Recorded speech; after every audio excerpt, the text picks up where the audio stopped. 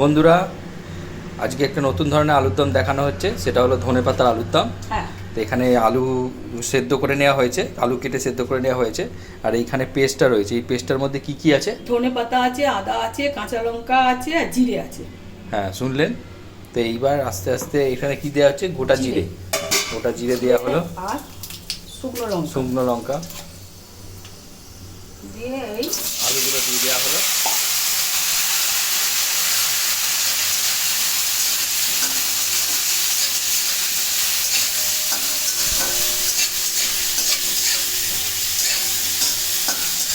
দেওয়া হচ্ছে। একটু নুন দিয়ে দেওয়া হলো।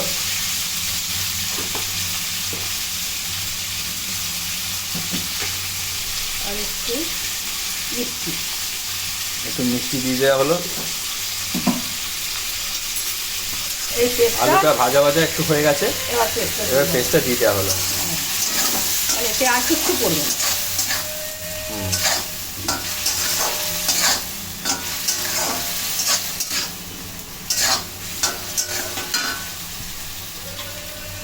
দেখতে পাচ্ছেন বন্ধুরা, এই পেস্টটা দিয়ে দেওয়া হলো।